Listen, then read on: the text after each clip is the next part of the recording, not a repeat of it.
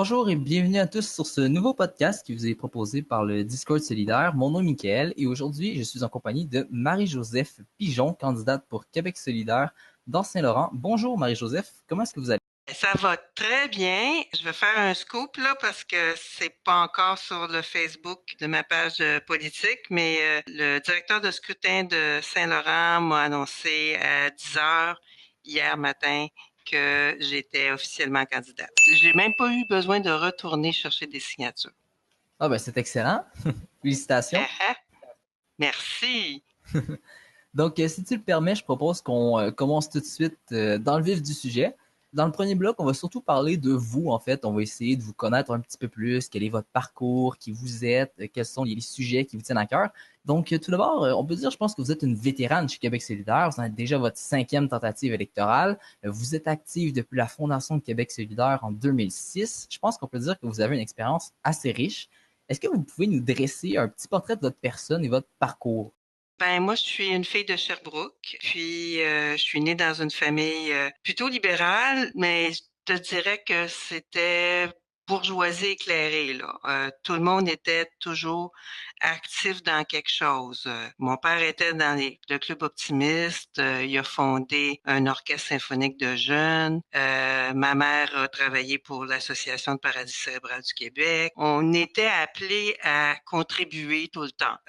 Ça fait que pour moi, c'était pas très original de continuer ça dans un parti politique ou dans une association quelconque ou quoi que ce soit. Pour vous, c'était naturel, en fait?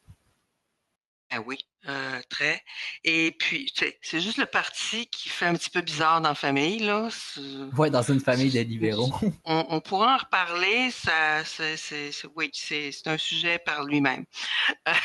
Et puis, moi, ma formation académique, c'est historienne parce que je considère que c'est le meilleur moyen de faire du sens avec ce qui se passe dans la vie. Puis, ça m'a amené à toutes sortes de places ailleurs qu'en histoire.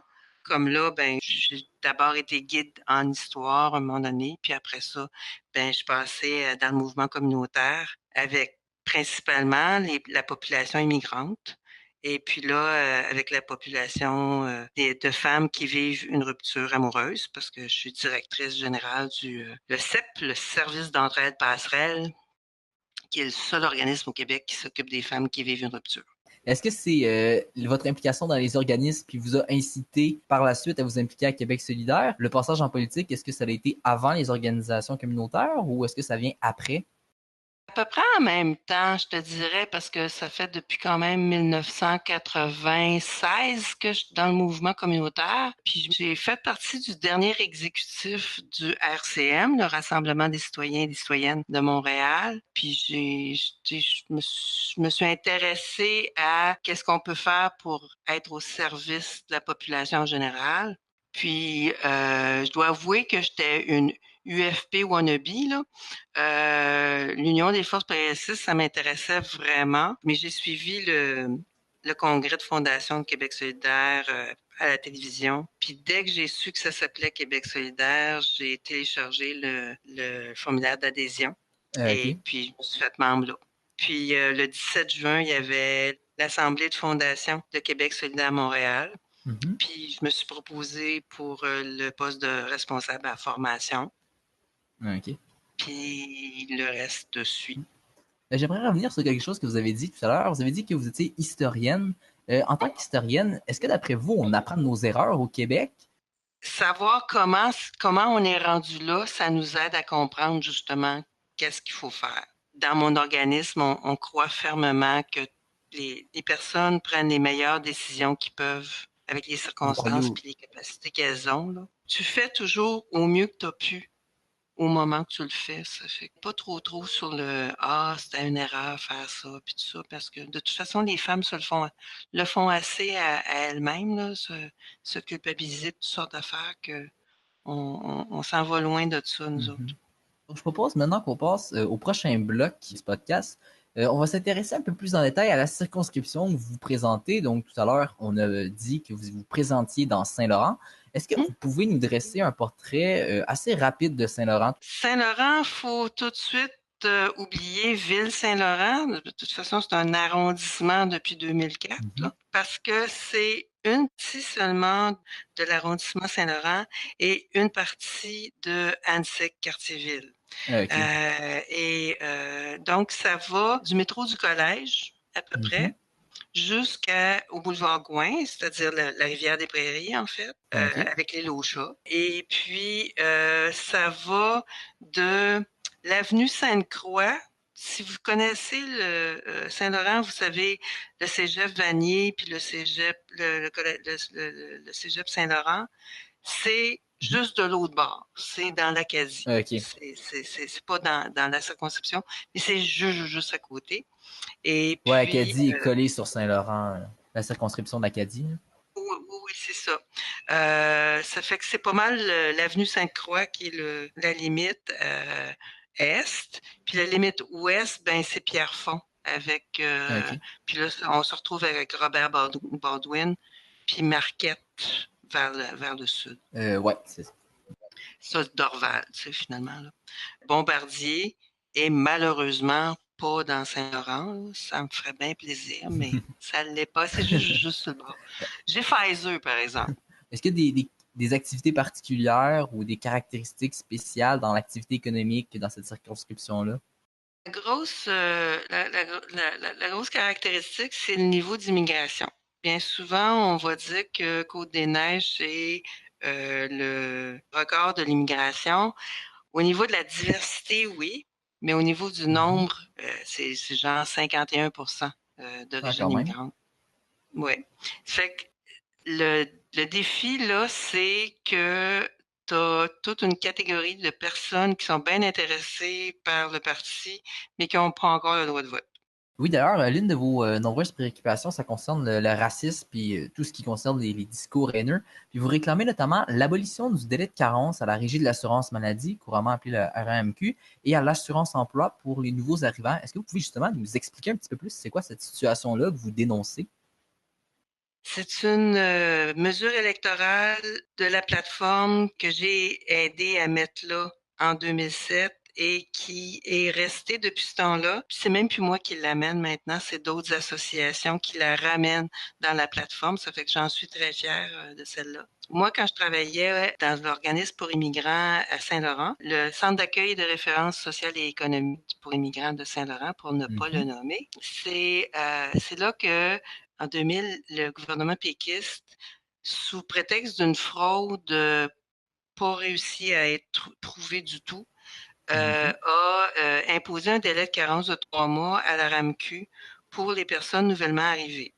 Puis là, ça veut dire même des Québécois qui sont à l'extérieur du pays depuis 3 ans vont avoir un délai de carence. Les seuls qui n'ont pas ce délai de carence-là, c'est 6 pays avec lesquels on a des accords bilatéraux.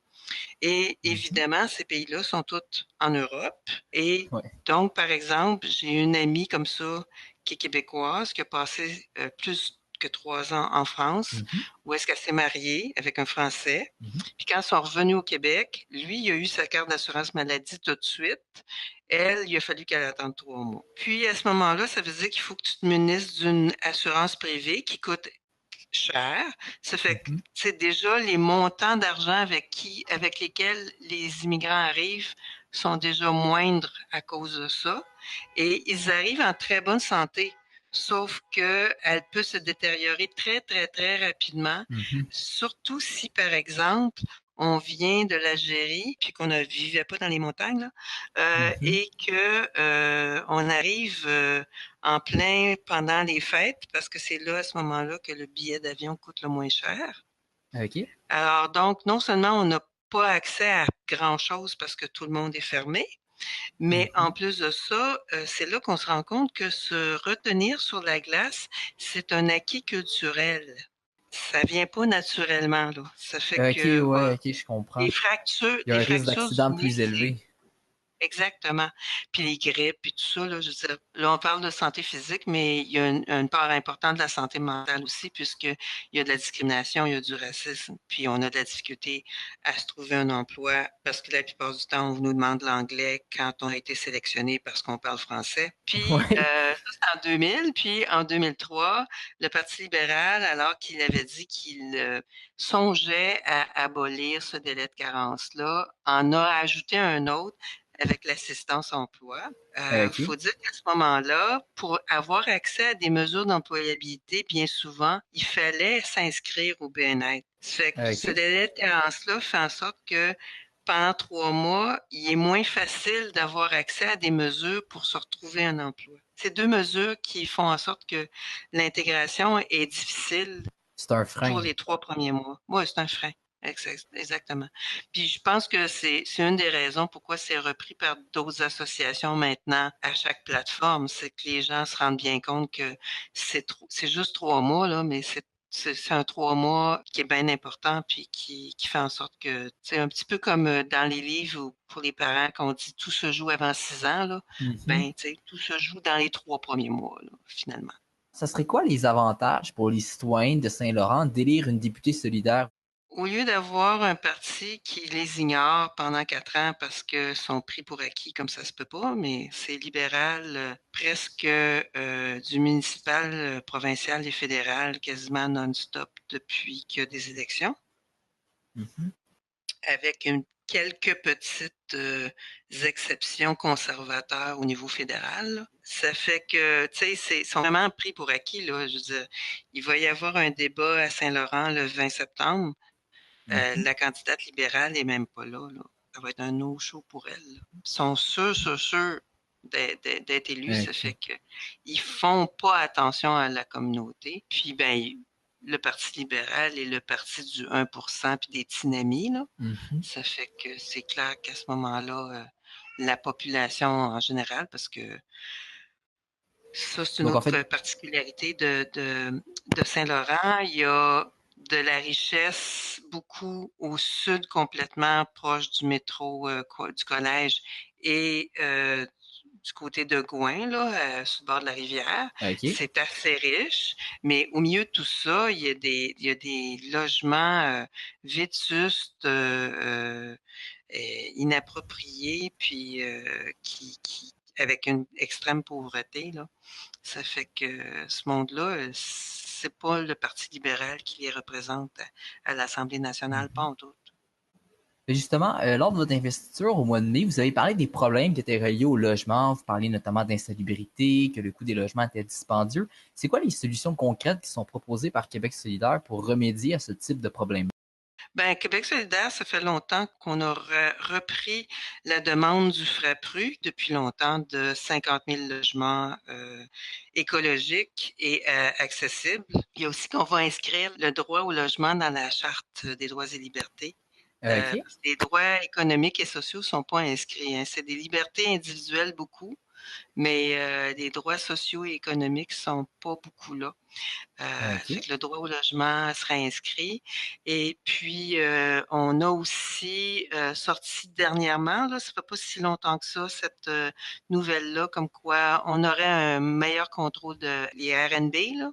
Les partages d'appartements qui, quelquefois, ont l'air d'être de la spéculation, tout simplement, où est-ce OK, qu'on OK. on va, Lutter on contre n'aura ça. pas à acheter des permis pour avoir un BNB ou bedon, un hôtel.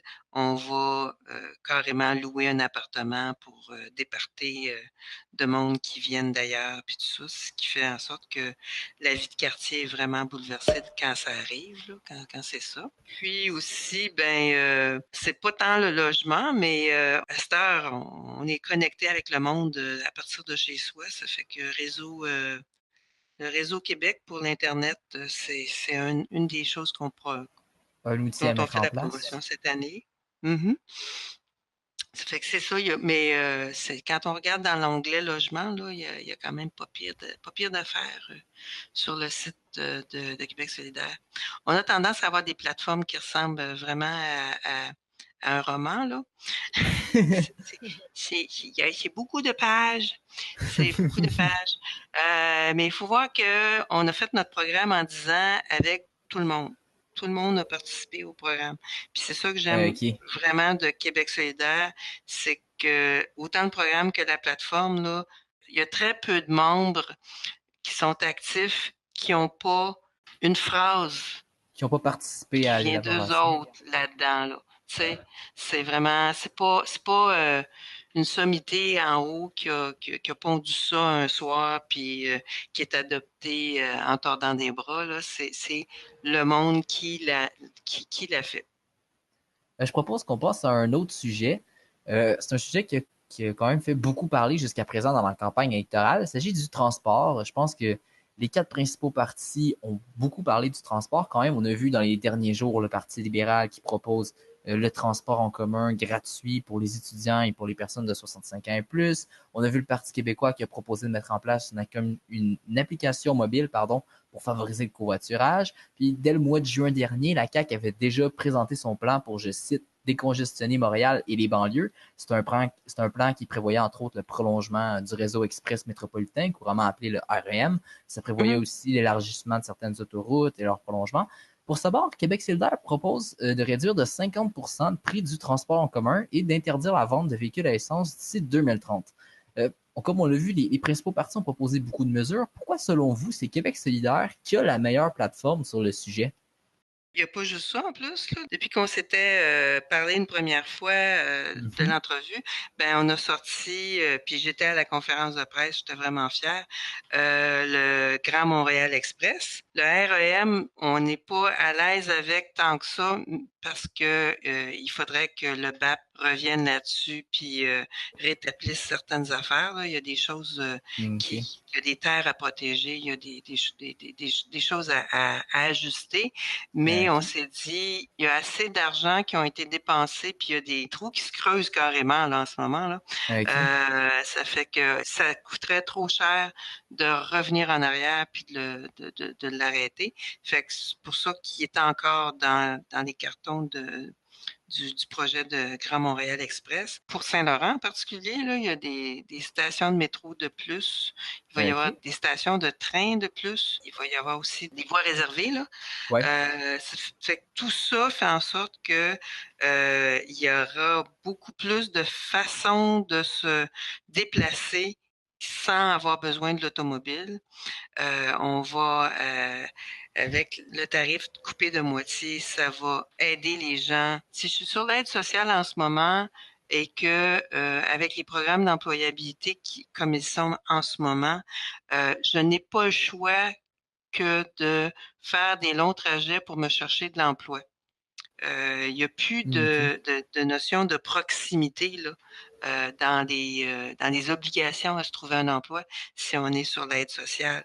Ça OK. fait que des longs trajets, il va falloir en faire. Puis avec l'argent qu'on a sur l'aide sociale, c'est pas vrai qu'on est capable de se promener en métro tant que ça. Et puis, avec la question des voitures à essence, c'est vraiment très, très, très progressif, là. Ce qu'on prévoit pour 2030, c'est que les fabricants puis les concessionnaires vont arrêter de fabriquer et de vendre des autos à combustion. À partir OK. de 2030 à 2040, on va arrêter de construire et de vendre des autos hybrides. OK. Et donc, quand on arrive en 2050 puis qu'on dit sur les routes du Québec, il n'y aura plus de voitures à combustion, ben calculez ça, là, ça veut dire que votre voiture en 2050, si vous l'avez encore à combustion, là, elle a plus que 30 ans, cette voiture-là. Ah, quand C'est même. pas juste pour l'environnement qu'elle est dangereuse. OK. Fait que Donc, c'est vraiment progressif, là. c'est vraiment progressif, puis on voit de toute façon que ça commence déjà, là. Les fabricants, finalement, tout ce qu'ils attendent, c'est une volonté quelque part pour faire en sorte qu'ils arrêtent de produire quelque chose puis ils continuent puis ils produisent autre chose, là. Oui, tout à fait. Ils attendent une plus C'est- grande demande, en fait, là. Exactement, exactement. Ça fait que c'est pas très, très, très original comme proposition. Puis de toute façon, on se rend compte que les, les autres parties commencent par dire ça n'a pas d'allure, puis c'est effrayant, puis ça arrivera jamais, c'est irréaliste. Puis finalement, une semaine plus tard, on a ah ben nous autres, c'est en 2035. Bon, OK, c'est 50 plus. OK. Ou ça sera pas moitié. Ça va être gratuit, le transport en commun gratuit pour les étudiants. Ben, c'est déjà ça qui se passe à Sherbrooke, là. Ça fait que c'est pas grand-chose de nouveau. Mais c'est ça qu'on voit, là. Faut croire que Québec solidaire fait des bonnes affaires parce que on est copié. Ben, par contre, vous dites c'est progressif, mais vous êtes quand même critiqué sur ce sujet-là. Jean-François Lisée trouvait que c'était trop agressif quand même. D'ailleurs, eux, je pense qu'au Parti québécois, ils ont leurs objectifs pour les voitures électriques sont pas contraignants. Vous êtes quand même critiqué sur ce point-là, sur le fait que c'est peut-être progressif, mais certains trouvent que c'est trop contraignant. Qu'est-ce que vous avez à répondre à ça? Moi, je me dis que c'est comme la féminisation des écrits puis l'écriture épicène, là. C'est pas compliqué. Ça sera pas C'est facile. Il faut y penser. Il faut le faire. Il faut l'essayer, puis éventuellement, ça va arriver. Il faut se donner le temps de ça. Puis, honnêtement, si on regarde les prévisions météorologiques, climatiques pour les prochaines années, on n'a pas le choix. Ça fait que moi, je préfère qu'on se sente contraint un petit peu, qu'on se sente obligé un petit peu, puis qu'on finisse par y arriver à force de l'essayer, plutôt Mhm. que se retrouver en 2050 avec ben on va tous mourir d'ici 2 ou 3 ans si on n'arrête pas de consommer, point. Ok, donc c'est. À un moment donné, là, En c'est fait, comme tu gardes, qu'est-ce que t'as mieux? en fait, c'est pas T'habituer une au question de choix changement? finalement. Ouais. Ben, est-ce que c'est mieux t'habituer au changement ou pas avoir le choix, point final? Quand on parle de contraignant, là, c'est ça, là. Oui, on s'entend, ça sera pas facile, ça se Mhm. fait pas en criant ciseaux, faut s'habituer. Mais tout est le même. Il y a pas grand-chose qui vaut la peine là, que ça se fait en criant ciseaux, de toute façon, là. On peut passer sur un autre sujet maintenant. Marie-Joseph, vous êtes membre de la communauté asexuelle et du comité LGBTQ+, de Québec solidaire. Donc, ma question est assez simple pour commencer. Pourquoi est-ce qu'un comité comme celui-là existe? C'est quoi ses objectifs? Est-ce qu'il y a un mandat particulier qui est donné à ce comité-là? Alors, ben, peut-être que je dois d'abord expliquer c'est quoi asexuel parce qu'il n'y a pas grand monde qui sait. Donc, plus précisément, moi, je suis biromantique, c'est-à-dire que je peux entretenir des sentiments amoureux très forts pour les deux sexes. Je suis encore bien binaire dans ma tête, là. Ok. Et puis ça s'arrête là pas mal. Des câlins, des petits becs, puis bon, c'est beau. Il y a des personnes qui sont aromantiques, ça fait qu'ils n'ont pas besoin d'avoir de sentiments amoureux pour personne. Puis il y en a d'autres qui sont dans le spectre plutôt de l'autre côté asexuel, ou est-ce qu'ils n'ont pas d'attirance sexuelle pour personne en particulier.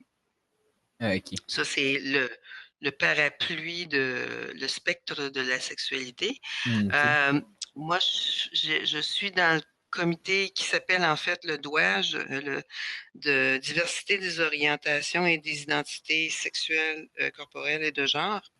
Pour inclure les personnes intersexes. C'est un comité qui a d'abord été lancé quand on était dans l'enjeu femmes, famille, identité et de genre et orientation sexuelle. Ok. Quand je vous dis que notre programme a pris 10 ans à faire, là, Mhm. euh, on a séparé ça en grosses thématiques. Puis cette thématique-là, ben, c'est arrivé la quatrième dans l'échéancier du programme. Et on parle C'est de pour ça. quelle année environ ça a été mis en place? Ça, c'est entre 2010 puis Ok. 2012.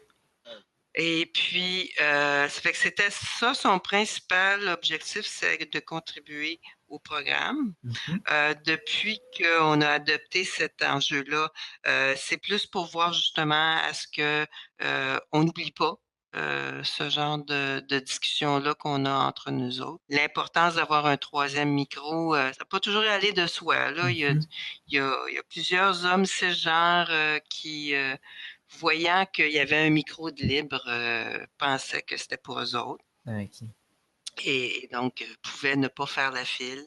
Ça a pris une couple d'années avant que ça, par exemple, ça s'installe, puis que les gens comprennent et que les animateurs en avant s'ajustent aussi au langage quand il y a quelqu'un à ce troisième micro-là, qui est le micro non-binaire.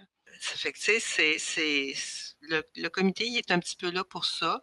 Puis la dernière fois que j'ai assisté à une réunion, on parlait de côtoyer plus la Commission nationale sur l'inclusion, parce que bien souvent, l'inclusion, on va parler en particulier des personnes immigrantes, puis là, on commence à parler pas mal des personnes en situation de handicap, mais il y a aussi l'inclusion, ça comprend aussi les personnes qui sont dans la communauté LGBTQ+.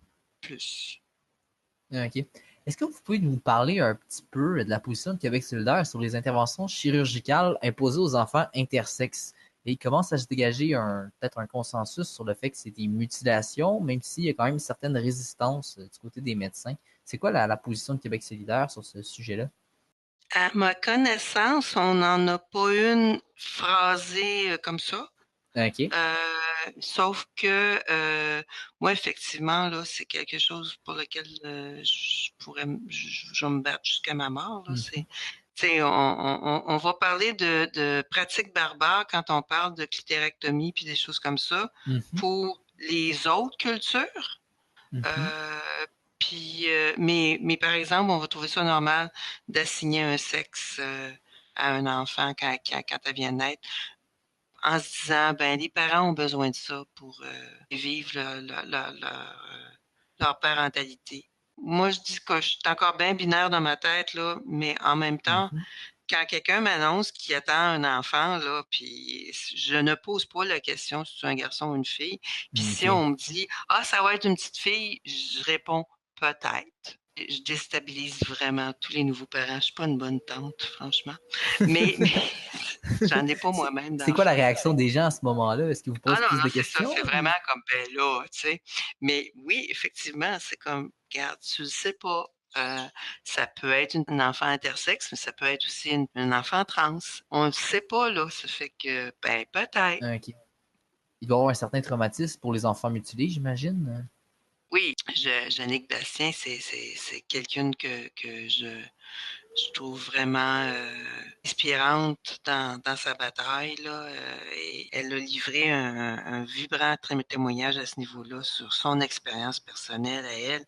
Et je veux dire, c'est quelque chose d'aller chez le médecin puis d'avoir un examen général Mhm. quand t'as pas de problématique précise, c'est une chose, mais d'aller voir chez le médecin puis avant d'être pubère, d'être touché régulièrement sur tes organes sexuels, puis te faire demander comment tu te sens, puis je veux dire, Il y a quelque chose de... t'es un enfant, là. Il y a quelque chose de... Quand tu lis les témoignages comme ça, là, Mhm. si tu enlèves le mot médecin, là, ben c'est un pédophile qui est là. Là. C'est ni plus ni moins que ça. Fait que c'est vraiment quelque chose qui est à proscrire ces chirurgies-là trop tôt. Tu sais, Mhm. une fois que, une fois que la personne est rendue à décider pour elle-même, qu'elle a les capacités de décider pour elle-même, elle décidera, elle fera son choix. Puis à ce moment-là, oui, les chirurgies sont là pour ça. C'est formidable la science, là. Moi, je mets pas la science à la poubelle. Il y a des techniques qui sont formidables pour mieux Ouais. vivre. Mais attendons que les personnes soient à même de faire le choix. Donc, c'est vraiment une question de choix. Là. Faire ça sur les enfants, ça devrait pas du tout être autorisé, hein. Non, non, non, c'est ça. Là. C'est comme. Je suis pas certaine qu'il y a une position claire comme ça de Québec solidaire. OK. Je me rappelle pas avoir vu ça nulle part, là, OK. mais On peut c'est déduire juste qu'on logiquement à amène ça au partir prochain des... congrès, là. Parfait. C'est juste qu'on amène ça au prochain congrès. On va rester quand même dans le même sujet. On va revenir plus sur la discrimination, en fait, dont les groupes LGBTQ+, sont victimes dans la société. Il y a plusieurs personnes, j'imagine que vous avez déjà entendu certaines personnes tenir ce genre de discours-là. Il y en a qui vont trouver que les revendications des groupes LGBTQ+, sont vraiment disproportionnées par rapport à la discrimination dont ces gens-là sont vraiment victimes. Ils trouvent que le Québec, Mhm. c'est un endroit qui est suffisamment tolérant, que ces revendications-là n'ont pas vraiment lieu d'être. Qu'est-ce que vous répondez face à ce genre de discours-là? Oui, oui, effectivement, bien souvent, je me fais répondre, ah, encore une étiquette, puis bon, LGBTQ, des tata, bon, ça, il y a trop de lettres, Ils rajoutent tout toutes les ça. lettres de l'alphabet après, là. C'est ça, là, puis tout ça. Effectivement, moi, je suis dans une communauté qui est très, très invisible. Ça Mhm. paraît pas, puis ça fait qu'on n'a pas de discrimination en tant que telle, sauf que le viol correctif, ça existe au Québec OK. puis dans notre communauté, là. On appelle ça le pénis magique. C'est parce que tu n'as pas eu de plaisir encore, ça fait que je vais te montrer. C'est ça un viol correctif finalement. Comme je suis bi-romantique, ben j'ai les préjugés que les personnes bisexuelles ont, là, comme quoi tu sais pas te brancher, il s'agit juste que Mhm. tu fasses ton choix, puis tout ça. Fait que c'est Mhm. pas des discriminations qui détruisent des gens, là.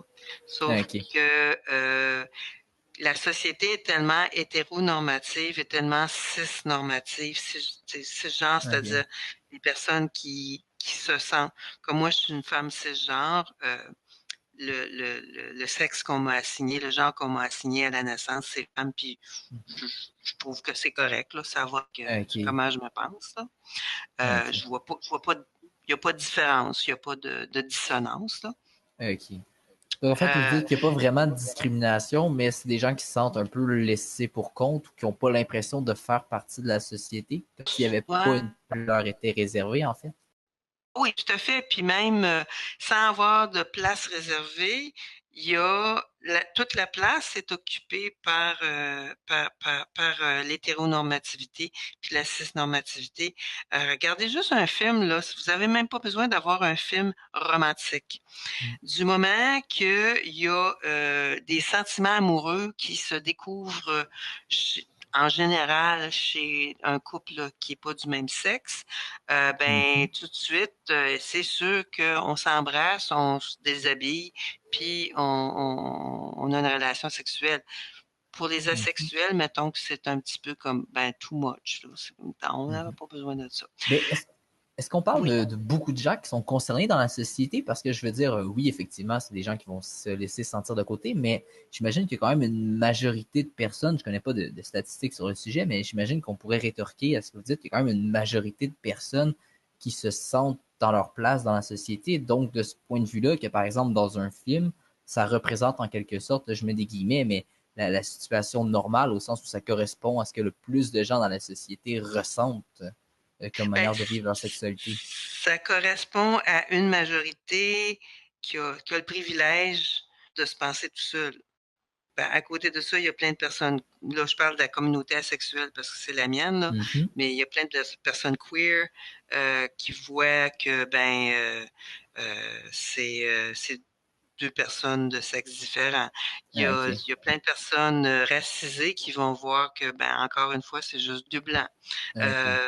Les lesbiennes c'est la communauté qui est la plus effacée en ce moment, là. Ils ont, à la limite, ils ont plus d'endroits où socialiser, là. Il y a quelques groupes, là, dont j'ai entendu parler, mais OK. elles perdent des espaces quotidiennement, les lesbiennes, là. C'est vraiment rendu pas le fun. Puis ben pour les personnes trans, oui, il y a eu en octobre, il y a une couple d'années, le changement à l'état civil, comme quoi on pouvait changer, faire une demande de changement de sexe puis de nom sans avoir à Mhm. passer à travers la chirurgie, parce qu'avant ça, il fallait devenir stérile pour être capable de OK. changer, d'avoir le nom qu'on veut. OK. Puis le sexe, la mention de sexe qu'on veut. Depuis une couple d'années, c'est plus le cas, sauf pour les personnes migrantes. Et les personnes transmigrantes n'ont toujours pas ce droit-là. C'est seulement les personnes citoyennes. OK, donc Euh, il y a une différence de traitement entre les migrants et les citoyens. tout à fait, encore maintenant. On a appuyé le projet de loi de Carole Poirier du PQ qui visait à changer cette chose-là, à solutionner cette chose-là. OK. Mais évidemment, il y a eu une élection, puis c'est mort au feuilleton OK. tout après. Et puis, une autre chose aussi, la marche Euphorie dans le genre qui a eu lieu cet été a mentionné la revendication principale, c'était comme aussi, ça c'est mon papier à moi à l'état civil si je veux changer de nom. Mais Mmh. si je suis une femme trans, puis que je suis devenue Charlotte sur mes papiers, ben ça va être encore écrit père sur le certificat OK. de mon enfant. Pour certaines personnes, ça cause aucun problème. Là. J'ai déjà eu quelqu'un référé à son parent, ma père. OK. Il y a le rôle de père, la personne est rendue une femme, mais est une femme, ça OK. fait que c'est ma père. Il y a des personnes qui naviguent à problème, mais il y en a d'autres pour qui c'est vraiment gossant. Là. Mmh. Je me suis jamais senti son père, ça fait que je vois pas pourquoi c'est écrit père sur le, pourquoi ça pourrait pas être juste parent. OK, oui. Si je reviens un peu à ce qu'on parlait tout à l'heure, en fait, quand je disais la majorité, entre guillemets, c'est pas une si grosse majorité qu'on est porté à s'imaginer que ça, en fait. Ça concerne beaucoup de personnes, si je vous comprends bien. Effectivement, on le sait pas, parce que les choses sont assez invisibles. Si on OK. prend chaque communauté du LGBTQ, plus, séparément, effectivement, pour, asexuels puis bisexuels, ça serait 1 à 3 % de la population, là. OK. C'est pas des masses, mais moi, je considère que la société juste, c'est pas une société qui se fie sur les besoins de la majorité. Oui, c'est d'inclure tout le monde, en fait. C'est d'inclure tout le monde, puis en premier lieu, les plus vulnérables. Est-ce que vous avez l'impression qu'il y a eu des gains ces dernières années ou au contraire, est-ce que vous pensez que ça a régressé ou est-ce que vous constatez qu'il y a une stagnation sur le sujet?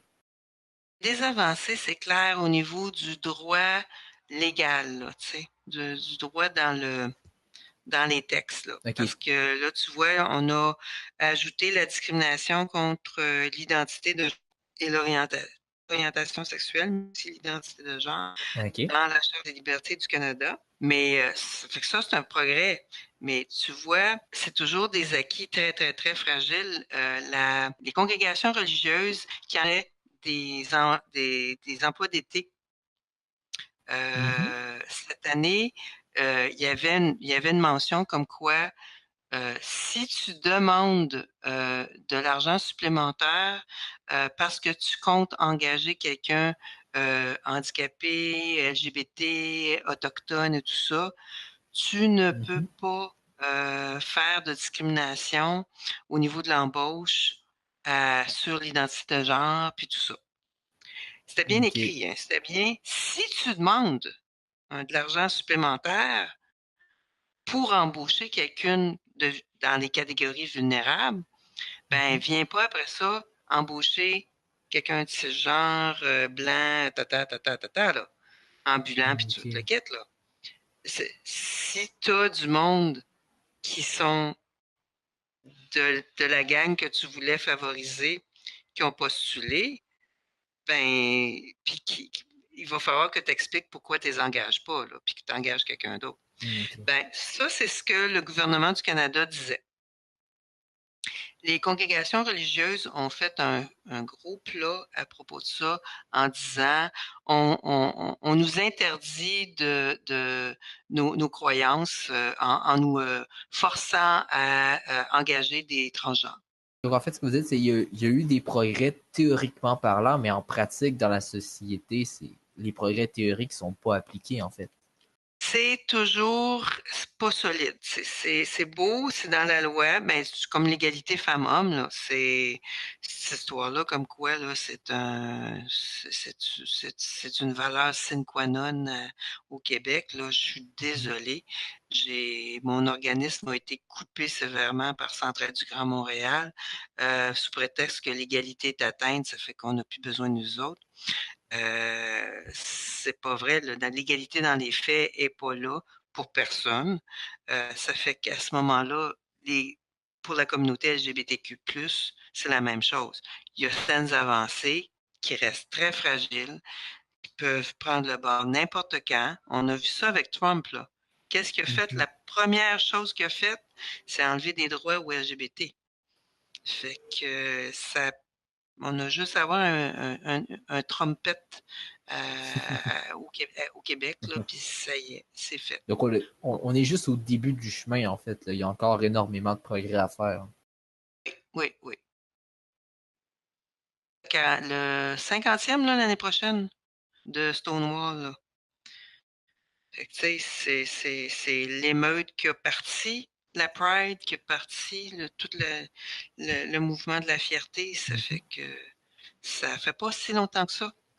Je propose maintenant qu'on passe à des questions un peu plus générales. Je propose qu'on parle un petit peu de la campagne électorale actuelle. La Mhm. campagne est encore loin d'être terminée. On vient de passer en fait la mi-campagne. Qu'est-ce que vous avez pensé du début de la campagne actuelle? C'est la 5e fois que je me présente. C'est la première fois Mhm. qu'on a vraiment un appareil qui nous supporte à ce point-là. On a une petite équipe, ils font des merveilles, mais tu sais, c'est la première fois que j'ai ça. C'est la première fois que je fais tant si souvent la plante verte derrière Manon. Là, maintenant, il y a plein de monde qui me voit en avant parce que je suis petite, là, puis qui se disent, ah, vous êtes dans quelle circonscription? Tu sais, je fais parler de ma circonscription parce qu'on me voit derrière Manon. Ça, tu sais, c'est quelque chose que je fais comme, wow, on est vraiment dans notre terrain de jeu, là. C'est Il y a vraiment du quelque changement chose. que vous constatez en fait. Oh, wow. Quand tu as dit que c'est la plus grosse campagne qu'on a de toute l'histoire de Québec solidaire, c'est pas des farces, là. C'est vrai, on le sent sur le terrain tout le temps. Ça, puis cette histoire-là de donner le feu vert à des artistes d'un peu partout pour faire des pancartes, mais aussi des affiches, Mhm. puis sur toutes sortes de thèmes et tout ça, là, c'est vraiment, j'en vois, là, sont géniales, ces affiches-là, c'est vraiment inspirant, puis ça va nous aider à passer à travers toutes sortes de défis, de essayer d'expliquer des choses. Des fois, c'est compliqué par des mots, puis tu as cette Mm. image-là, puis la moitié du chemin est faite là, à ce moment-là. C'est vraiment formidable.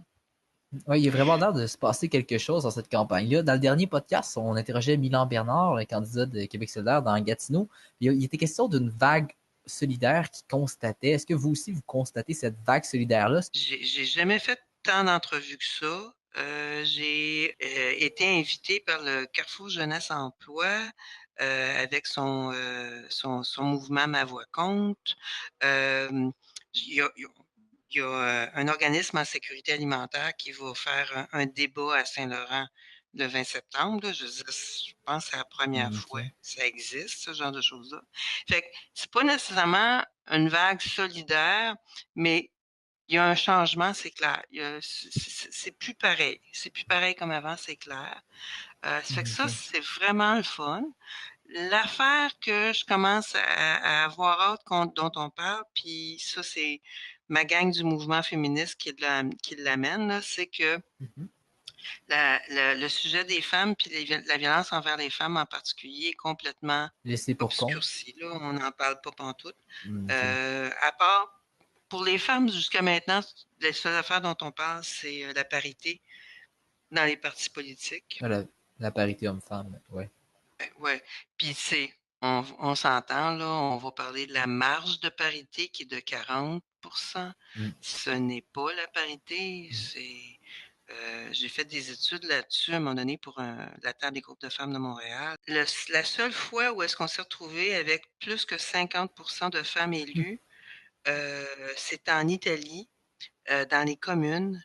La loi exigeait que les partis politiques présentent 70% de candidatures féminines. Quand même. Puis c'est comme ça qu'on est arrivé à 50%.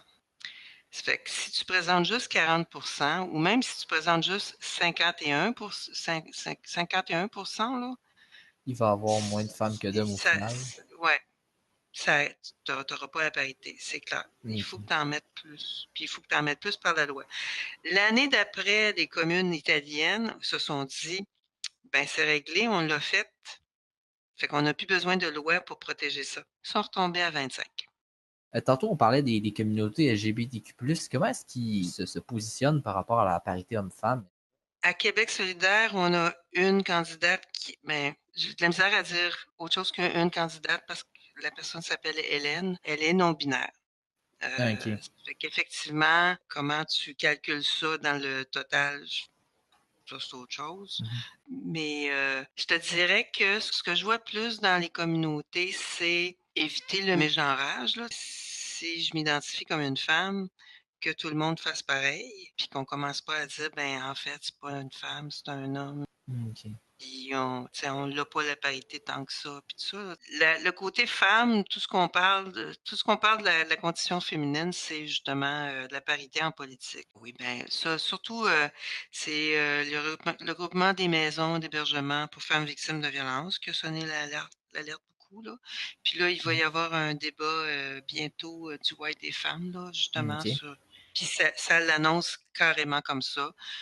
L'enjeu femme est mis de côté depuis trop longtemps en cette campagne. Voici, il va y avoir un débat. Mais tu sais, c'est un débat. Ok.